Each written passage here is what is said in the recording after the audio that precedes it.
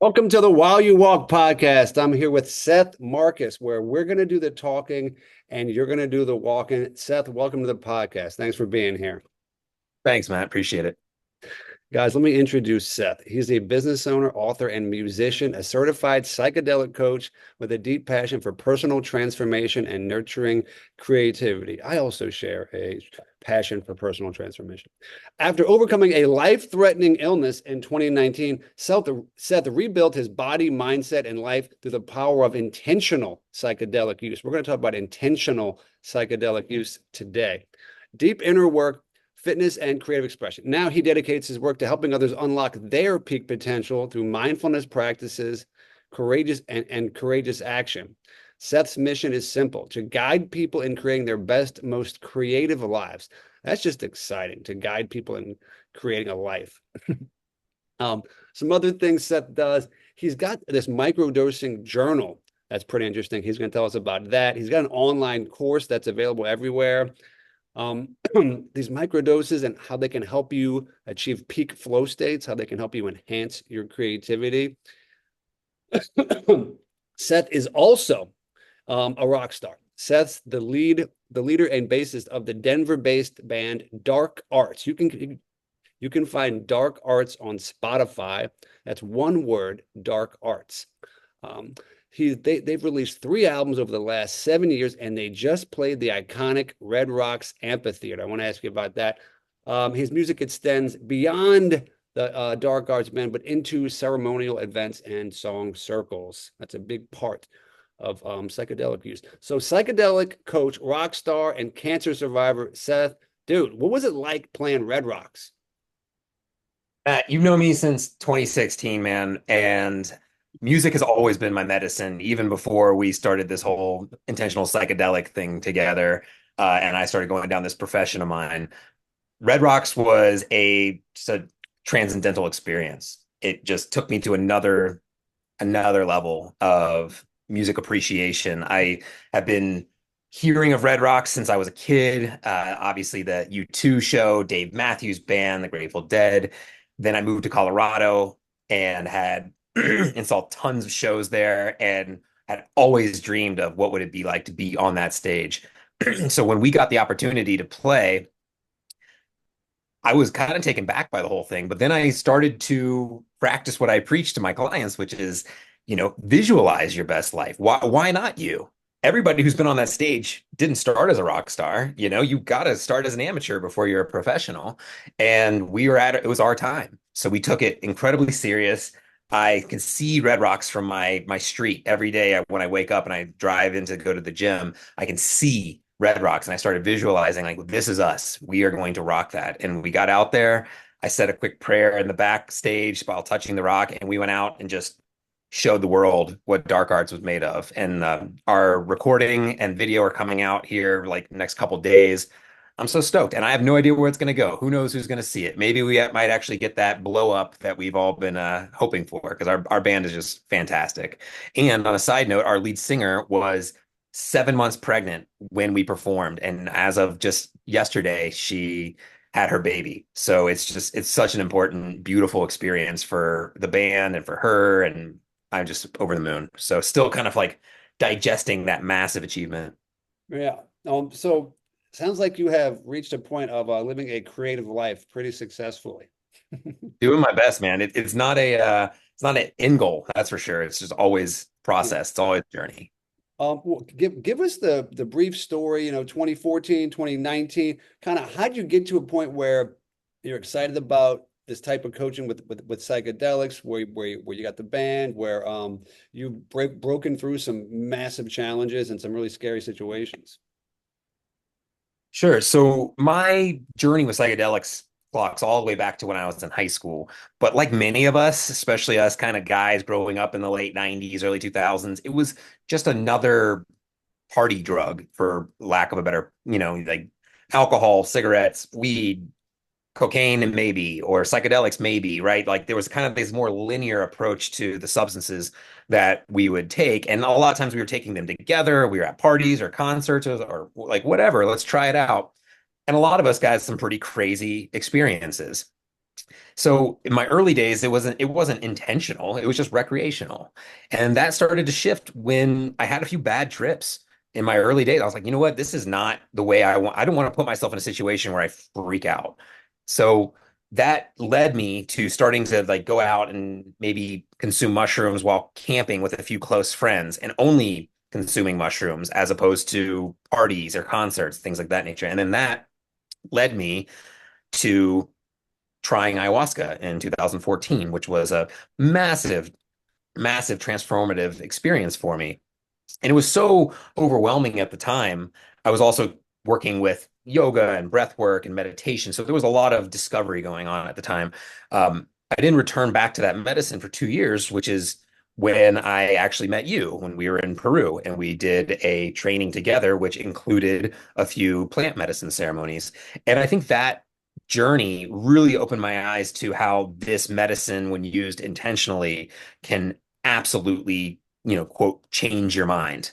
And it started a trajectory of me using these medicines to strengthen my own personal creativity, my comprehension of life and death, and my sense of purpose, my closeness with God or creator, obviously my creative self within, and also it really changed my community as well and the people that I surround myself with. That started in 2016, roughly, when I met you. I started sitting with ayahuasca more and more often and actually consuming psilocybin or mushrooms less at the time. And then after about 5 or 6 years of semi-regularly attending ayahuasca ceremonies, I found myself just incredibly sick overnight with what turned out to be a very rare showing of Hodgkin's lymphoma. This was back in 2009. So within about 30 to 40 days, I went from healthy, living my life, working out, doing mindfulness and accountability groups with you, Matt, to being in the hospital, lost about 40 pounds in like 40 days. I was wasting away, and people were afraid I wasn't going to make it. That led to about 6 months in and out of hospitals, going through treatments, all sorts of stuff. But I decided in some of those dark moments that this was not my time to go. It never once crossed my mind that I was going to kick the bucket. And I think a lot of that was my experience and some of these profound ayahuasca experiences that were kind of these what they call ego deaths, or these moments of absolute clarity where you no longer fear the unknown, the uncertainty of death. And that the empowerment that gave me, along with the support and the community that is a part of that circle that I'm a part of, it helped support me to get myself back up and start going from somebody who could run miles and do burpees, all these things, to someone who could hardly even sit up in their bed or do one push up or one squat and have to restart all the way from that. And that was a huge key turning point, because at that point I realized, like, I've got a new mission to live. This isn't just kind of like wandering. I'm no longer in discovery. I'm now in this building elevated state. Like, there's a reason why I survived that, and I'm here to help people and to be my best freaking self. Can we curse on this podcast? Absolutely. Okay. And and at that point I was like, this is my journey, is to be my best frickin' self and to be a leader of myself so that I can be a leader of others, and and lead by example, right? Speak with truth, speak with love. And that was the kind of the beginning of this movement, which then found itself into being psychedelic coaching, when I realized that so many people are where I was back in 2014, which is they may have had a few novice experiences with psychedelics that have either been wild, to say the least, incredibly negative or destabilizing. And most of the time, people approach these things with fear. So my calling came to me when I realized that there are so many people, kind of like our parents, like the older generation, that may have tried something in the 60s or 70s, totally bought the war on drugs, and now are at this point where they're like, hey, these modalities, some of my therapy, my medications, there's something that isn't working right now for me in this modern system, and I'm ready to take control of my own health. And a huge part of intentional psychedelic practice is owning your own health journey, your own wellness journey. So that started the foundation of this whole thing. Yeah, you won't find me arguing with that. My favorite question is I like to dig into like you've been around the usage of psychedelics, you've been around the misuses, but mostly a lot of beneficial uses. And you've had a lot of conversations, you've seen the repetitions, you've worked with a lot of people. What based off of your experience, so like, there's stuff we hear everywhere, but really based off of your experience, what's something that and you can see clearly that other people might not because they haven't had the experience that you've had working with this stuff? Well, I think the first golden rule of psychedelic use is proper set and setting. Something that you may have heard about if you're interested in it at all, or have watched any of these documentaries or read the books that have been becoming more and more popular. And just a quick overview of what set and setting is where you decide to consume these substances and what mindset you are in while you do that. And I think that we have been trained, most of us unfortunately have been kind of like brainwashed in a lot of ways to believe that if we are sick, there is an external source that is causing it and there's an external source that can fix it, right? Like if we are ill, that's not our fault and there's nothing we can do about it. So we must go seek external help, right? And that could be doctors, pharmaceuticals, surgeries, any of these things. And a lot of times that can be extremely helpful. I don't for a second discredit. I mean, the modern medical system saved my life as a cancer survivor. But I will say that there's a lot of like ease in like disowning that. And I think that the biggest piece of it is when you decide to start an intentional psychedelic practice, it's really just becoming like you are owning your own consciousness and your own journey. And that's why I wanted to teach impactful yet responsible psychedelic use as opposed to like, hey, here's another new substance that's going to make you all better. Because it just isn't that way. Yeah, and it's so misunderstood. And I really want to second that. Owning your own health is like you have to have that kind of at the base of the pyramid. That's huge. You have to accept responsibility. That's huge. And I just wanted to toss in one more thing based off the mistakes I may have made in the past. And you mentioned going into it, set and setting and mindset. And a mistake that I've made is maybe I've been hungover once or twice in my life, but taking mushrooms when I was hungover in a low energy state resulted in a bad experience because my body was not in a good state. So your setting, your mindset, and your dosage, the people you're around, these things are important. Absolutely. Absolutely. And I mean, and these things are also important because when we start to prepare ourselves for like peak mindsets for a psychedelic experience, you start to realize that these things can be achieved without the psychedelics at all, right? You Yeah. know better than anybody. Getting into a great workout, breath work, cold plunges, there's a million different of these like state changes. Like these things are very, very powerful, and they don't necessarily need to be combined with psychedelics to have a profound effect. Yeah. So you mentioned that some of the benefits and the results that people get, creativity, a deeper sense of purpose, connection to God or something spiritual. What other benefits are there? I'm thinking people with anxiety, people with depression. What else? What have you seen? Well, my specialty is helping, like I said, some of these more conservative folks that are just a bit newer or intermediate with their psychedelic use. So while I have had complete spiritual connectivity and these massive, you call them energetic transfers, all this sort of like mystical type of verbiage, I avoid that with most of my clients because I realize that that could really turn somebody off who doesn't necessarily recognize, hasn't been in that state yet. So I really try to focus on something that's very practical yet impactful, right? And that's also why we focus mostly on microdosing, which is taking a extremely small amount of psychedelics for a subperceptual effect, as opposed to going into these large scale doses, which could cause these massive experiences that could change your life for the better, but they can also be really destabilizing and really hurt you as well. So my specialty is working with people specifically in microdosing. Now, later down the road, if they feel more comfortable and they've worked up these other mindfulness practices to do something a little bit larger, such as like a large scale dosage, ayahuasca, something like that, we go down that road.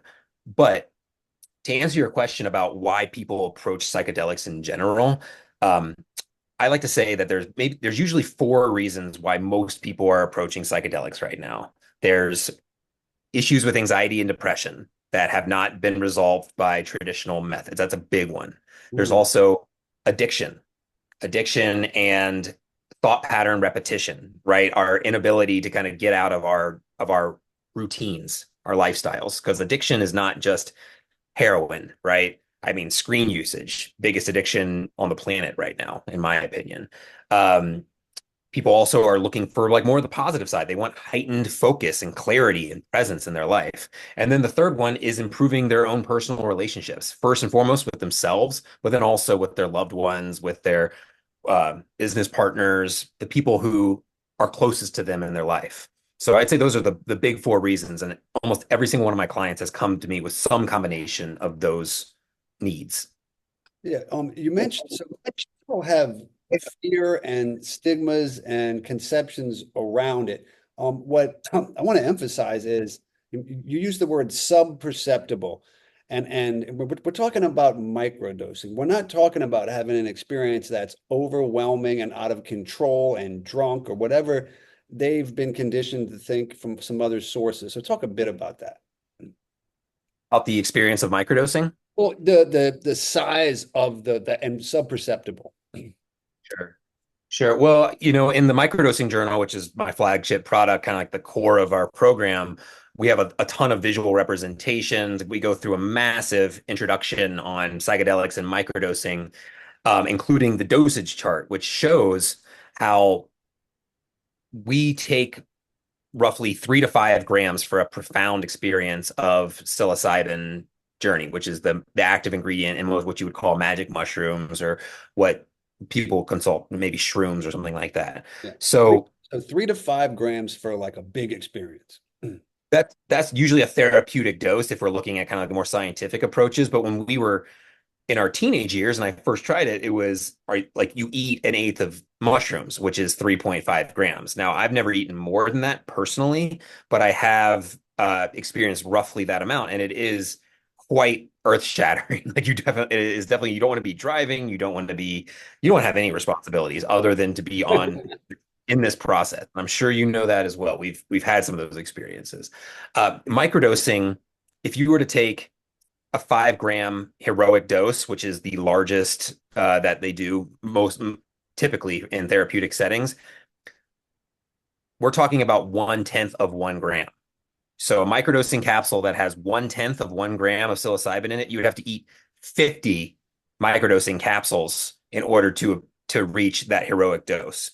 So we are talking absolutely almost like you said, non-perceptual amounts. So the effects that kind of tend to come up are somewhere similar to what you might expect from potentially like an SSRI or like an Adderall or an amphetamine or something like that. Um, but it's very much different. It's like just an increased sense of awareness and presence. And a lot of times that increase in awareness and presence tends to feel like being slightly happier because you're just more aware of your thoughts and feelings and emotions. So you have a bit more, when you're a bit more aware, you have a bit more control in that situation.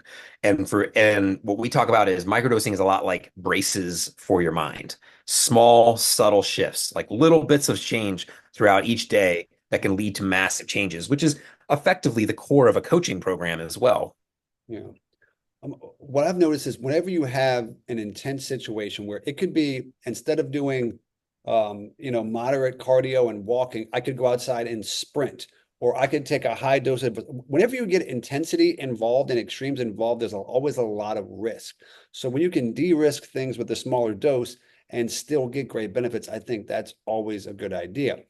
I wanted to ask you, you said the dose people might take for like a therapeutic experience is 3.5 to 5 grams, and a microdose is a zero point 0.1 gram. So it's 1/35th, 1/50th. And it's not like you feel a whole, or do you feel a whole lot? What do you feel when you're on 0.1? Well, it's interesting you say that because I took a microdose today, and the microdoses that I take are actually zero point zero 0.05 of a gram of psilocybin. So even less than what we're talking about is like a lowest microdose. I also combine it with lion's mane mushroom and niacin. And as we're having this conversation, I can feel the small dose of niacin start to flush my skin. So it's an ironic question to call right now, to ask me right now. As I Well, like as I dab the sweat off my brow. Um, we focus on the minimum effective dose, right? What is the lowest amount that you can consume to have an effective and positive experience with a microdose? So what I notice when I come on, when I have a low microdose is slightly more aware of my surroundings, slightly more focused. And oftentimes things kind of come up to the surface. Sometimes emotions start to bubble up that aren't necessarily, they're not always positive, but they're definitely not usually negative. But it's more like it allows me to kind of process what's going on in real time, which can be extremely helpful in a world where we're kind of programmed to kind of push things down, push things away. So I find the therapeutic benefits of microdosing to be very powerful on top of the heightened creativity, the presence, the energy levels, ability to stay focused longer. I hope that answers your question. yeah, it does. In your experience, working with microdoses, with people you know or you know directly or sort of indirectly, have you ever heard of anyone having an overly intense, traumatic, or regrettable experience when they use a microdose as small as zero point 0.1 or zero point 0.5 or zero point zero 0.05? It's extremely rare. Like I mentioned, I've worked with nearly 200 different clients at this point, and what I've noticed that as someone who is prone to anxiety may have their first microdose and they're already feeling a bit anxious about that because they haven't they're new to the experience. And so when mild effects do come up, their anxiety starts to take hold. And effectively, it goes back to what we were just talking about of how like these emotions start to come to the surface where we can actually work on them. But for someone who is struggling with anxiety, a lot of times those feelings are what they're consistently trying to push down. So for those to be kind of coming up, that can be a negative experience or a perceived negative experience for them when they're like, hey, I thought this was going to put me in the zone at work. And instead, I'm like actually going through some of these tough anxiety provoking feelings and emotions that I've been plagued with. And it's just not good timing for this. That's what I've noticed. And that's with very few folks. Yeah. So that's And what. I also want to add, sorry to interrupt, that when people combine their microdosing with things like a lot of caffeine, if we're Yep. drinking coffee in the morning, or with cannabis, with alcohol, with other pharmaceuticals, you start to get out, you get out of your realm of variables versus control, right? So now you're like, is this the microdose or is this the entourage effect of me smoking a joint and microdosing or having 3 cups of coffee like I normally do and microdosing, right? So you start to lose your ability to gauge what is the effect of the microdose. Yeah. When I think about like why I've used microdoses over the years, I feel like for me, it helps me get like unstuck or like I get caught in my regular patterns, and then a microdose, I'm living the same life, the same routine, the same structure, but I take the microdose, and now I start to see things from a different angle, from a different perspective. Which types of like career fields or professions have benefited from like microdosing? Who's talking about it the most, or what are you seeing?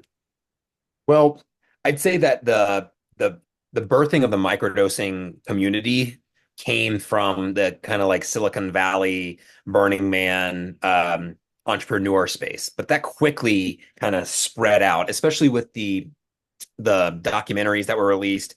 Fantastic Fungi, which talks about Paul Stamets' adventures in his career, as well as Michael Pollan's How to Change Your Mind. That really created this platform that expanded knowledge of psychedelics and microdosing all over the world. So recently, I've been working with executives, creatives, even people who are retired and kind of like post in the later areas of their career that are looking to find more passion in their muses, right? Yeah. Really starting to overly committed to their career, to their family, to their financial position, their for almost their entire lives, and now they're maybe empty nesters, they're semi-retired, they're kind of on the late stages of their career of their financial timeline, but they're like, what now? Why do I still have these underlying issues? I feel unfulfilled. And a lot of times the microdosing can be extremely helpful in that type of soul searching period too. So I Wow. have clients that are very, very clear that they just want to have an edge to their work. They want to focus, they want to be able to put in those long hours, stay focused, meet deadlines. There's a lot of people who use it for productivity, focus, and clarity. And then there's other people who are looking for almost like the inverted side of that. They want to be able to transition away from that type of feeling and get into more of like a flow state in a creative area, whether it's woodworking or being an artist or a musician or writing or building a house, or even going back to the other side of like building a business takes a lot of creativity. How do I curate my offer? How do I find my leads? How do I execute my sales? How do I scale and delegate these types of things? It's like it can really help you kind of get out of your patterns, like you said, Matt, and start to think about how do I work on my business rather than in my business. And it Yeah. kind of transfer it to life too.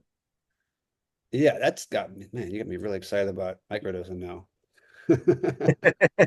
Um, where are we with legally the trajectory? What path has it's psilocybin, right? So where is psilocybin? How far have we come from this stigmatized place? And how is it working itself in legally right now?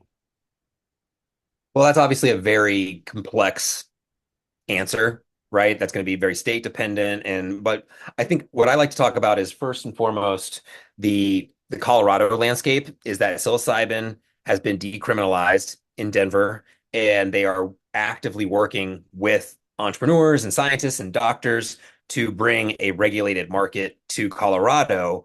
That's similar but different to the cannabis industry, right? So cannabis came on board 2009-ish, then went recreational. And I think we can mostly agree that psychedelics and psilocybin should not follow that trajectory exactly. However, we do have the foundation laid here of like allowing a legal um, alternative medication uh, industry to flourish in Colorado. And so the stigma and the enthusiasm is on let's get this regulated, let's get this out because we are in a mental health crisis and we need something to help us improve as a nation and as a world. So I'm very optimistic in my space here on the ground floor in Colorado, seeing what's happening on the legal side.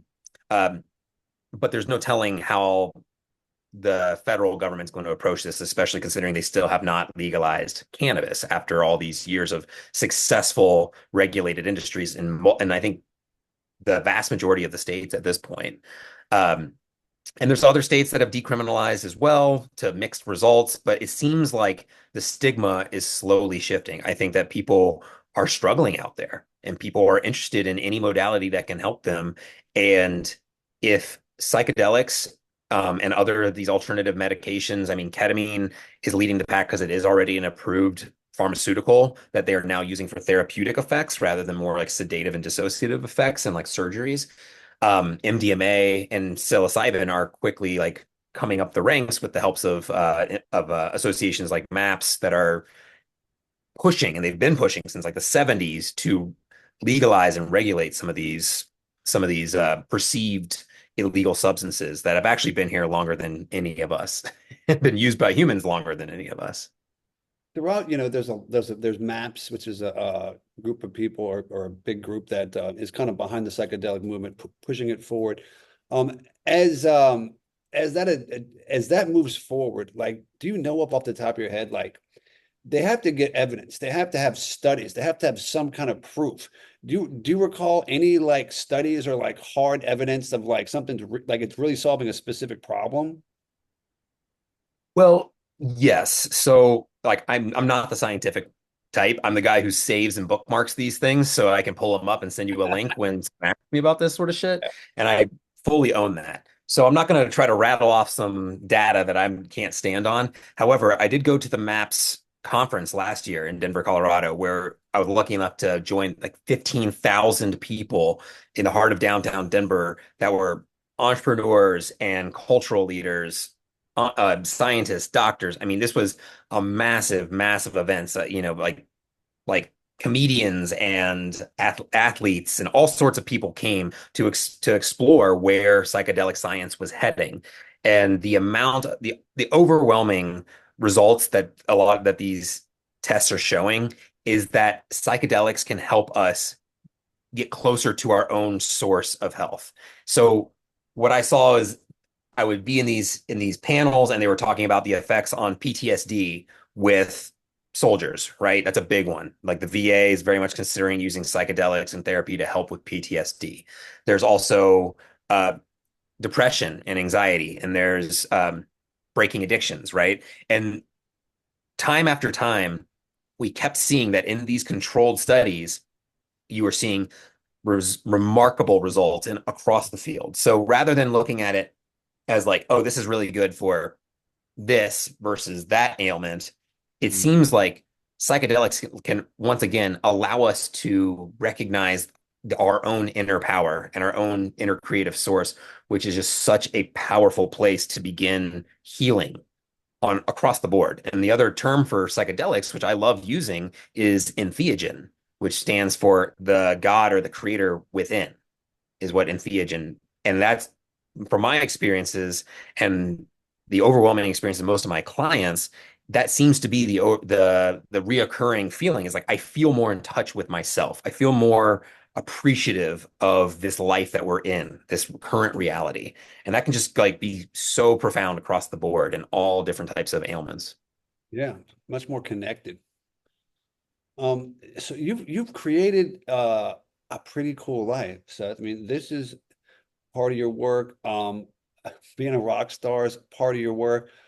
You spend part of your time in Colorado. You spend a chunk of time in Hawaii. Some of my friends want to know about like energy and productivity. So how do you think being in different environments, I mean, this is off topic of the microdosing, but just generally, how do you think being in different environments impacts your productivity and energy? Well, what I've noticed recently is I've been becoming more and more in touch with like I wouldn't say my feminine side, but my balance, recognizing that like every human is some beautiful kind of swirling combination of feminine and masculine energies, right? And that dictates into how we generate our relationships, who we are attracted to, both as friends, as business partners, romantic partners. And I recognize that I tend to get overly masculine and rigid and like I call it on my grind when I'm in Colorado. It's like every day is like, okay, I got my treadmill desk right here, and I've got my workstation. I got a million things to do. I've got goals, I've got deadlines.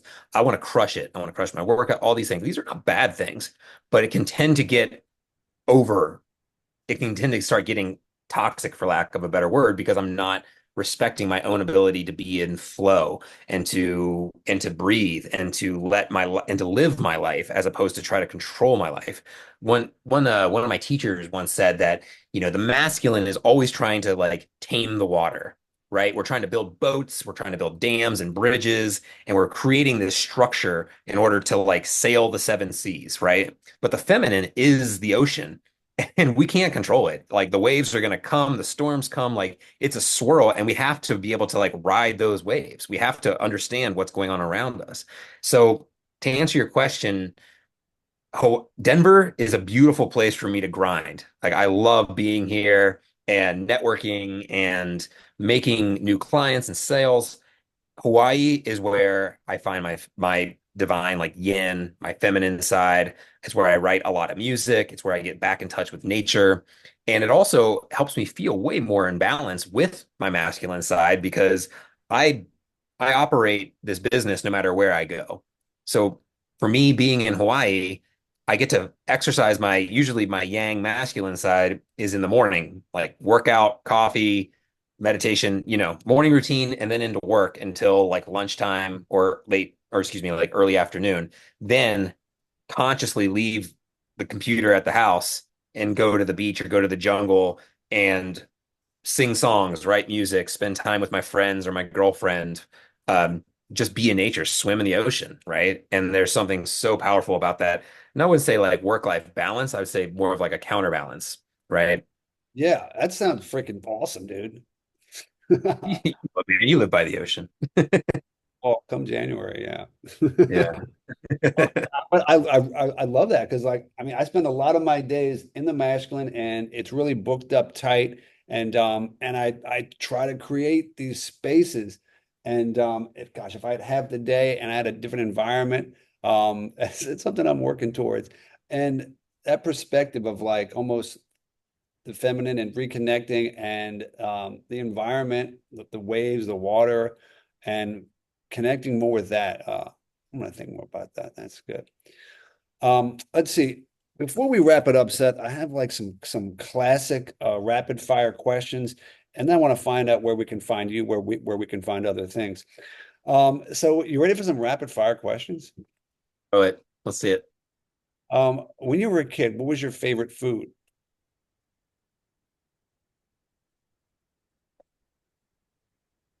I love bagel and cream cheese. My dad's from New York. That was always like a special treat. Basic, but damn, is that a good combo? Cool. If you could have a drink with anyone, dead or alive, who would it be, and what would you drink? Well, are we talking about drinking alcohol or drinking Yeah, med? yeah. Well, let's say you could have a psychedelic experience with anyone dead or alive, or a really deep, intense, connected conversation with anyone dead or alive. Who would it be? Well, I mean, I think my natural tendency is to say John Lennon because he was my largest inspiration when it comes to songwriting and just being an absolute rock star. Though he does have the history and the reputation of being kind of an asshole, so I don't necessarily know if that would be the guy I would love to. I like this like because I don't drink. I would rather say that I would drink medicine with, right? So who would I rather have? An ayahuasca experience with, or a psychedelic experience of any type. Um, I think like on the topic of rapid fire, I think maybe Tim Ferriss. I've loved that guy forever. He's been such a huge inspiration, and he's also just this like treasure trove of information. Again, he may be kind of wired tight and kind of weird meeting him in person, but in the spirit of us doing these rapid fire questions, I'll say Tim Ferriss. Nice. When I say which book has influenced you most, what's the first one that comes to mind? I know you're an avid reader.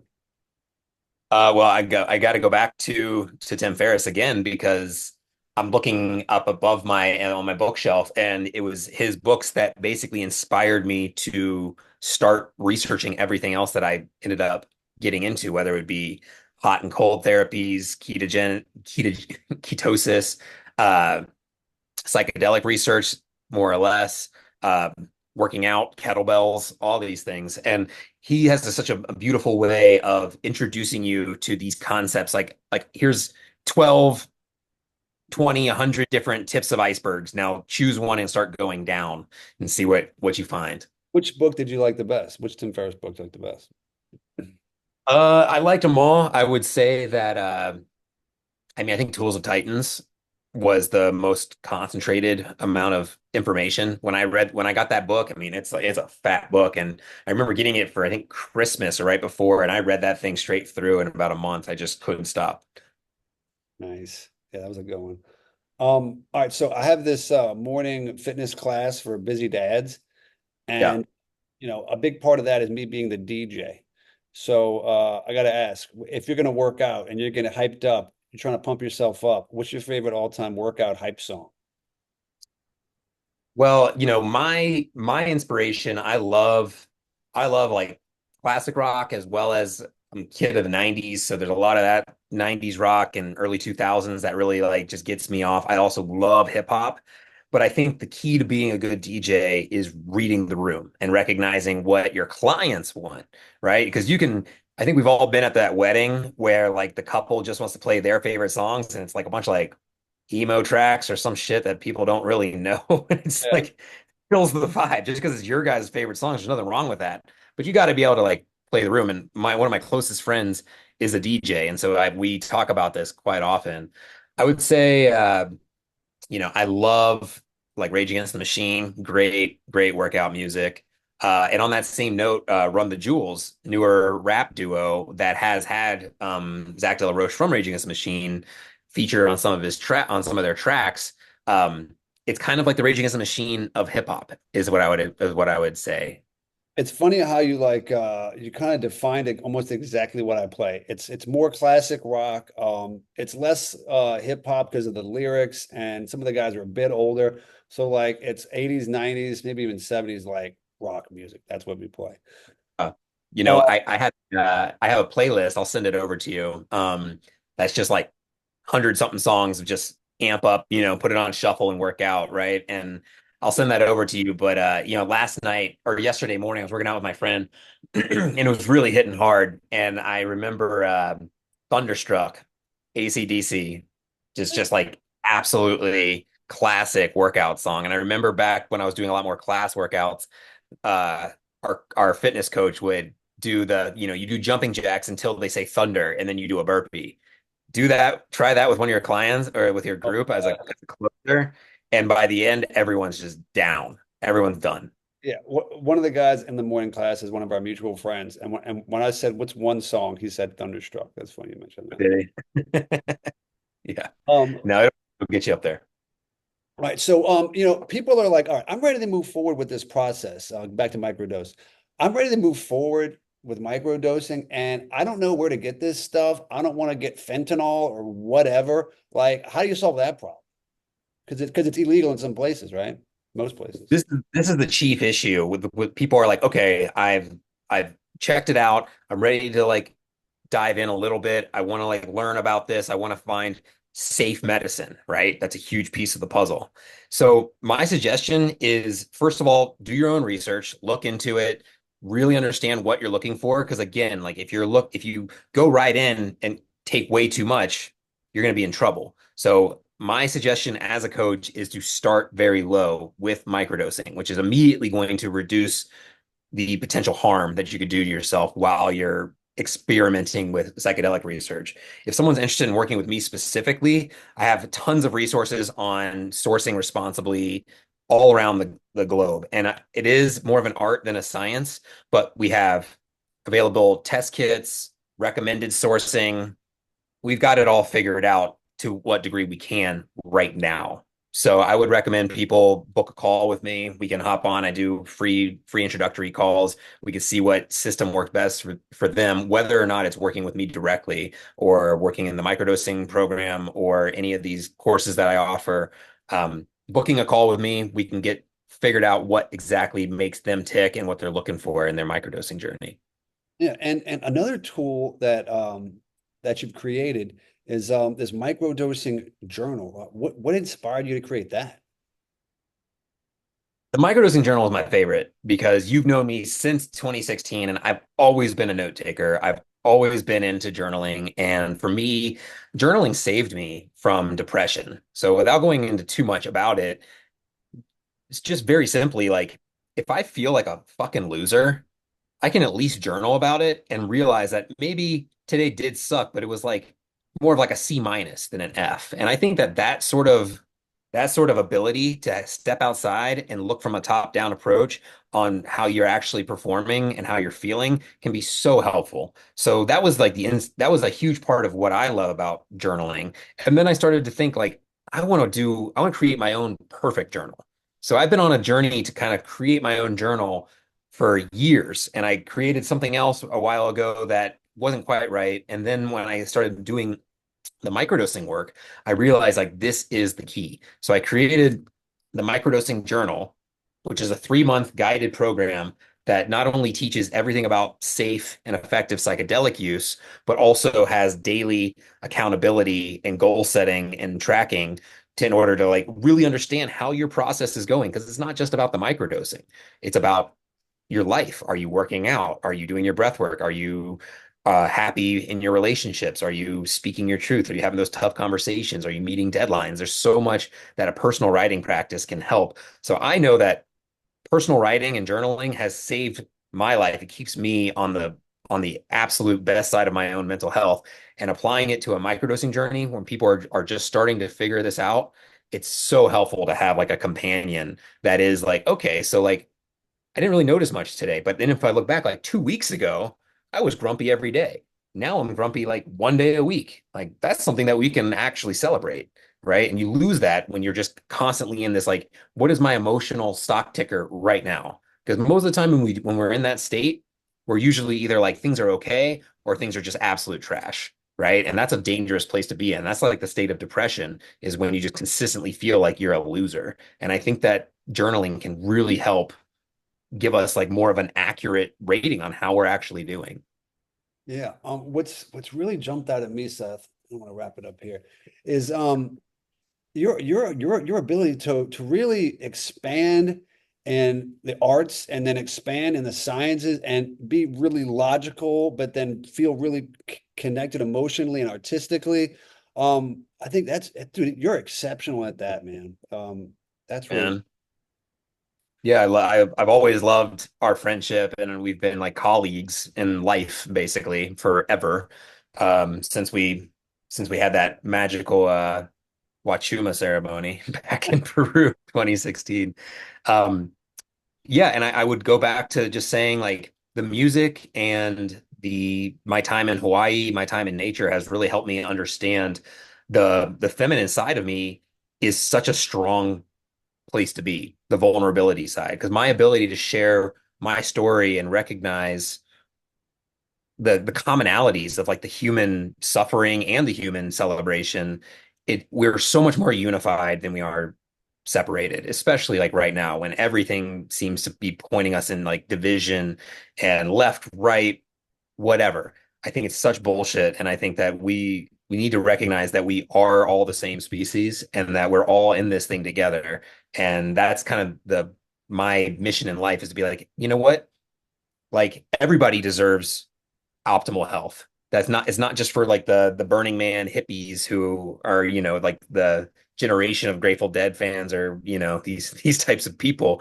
Like psychedelics can help everybody as long as we're working on it in like a responsible, safe environment. And so that's why I'm on this mission to help, our parents' generation, right? The people who are a little hesitant to it. It's like we can start very, very basic and see what we can do. And I've already seen so many remarkable results with clients, and I'm so stoked that this is what I'm doing right now. everyone deserves optimal health. I think everyone deserves a clear path in life. Seth, thanks a lot for jumping on the podcast today. I'm going to have all the links in the show notes. Anything specifically you want to mention? Well, the microdosing journal is out and available. It's only going to be getting more and more out there. Amazon, these other platforms. I've created an online course to help guide people through it. So if you like what I have to say, you're going to get a whole lot of it if you decide to go down the course because I have a step by step throughout this entire 3 month program. So it's not just buy a book and figure it out. It's like we're in it along the way. And if you're interested in working directly, reach out to me. I take a limited amount of clients, but I'm happy to talk with you and figure out the best possible solution for your needs. Awesome. Thanks a lot, Seth. I hope you guys had a great walk. We'll see you next time.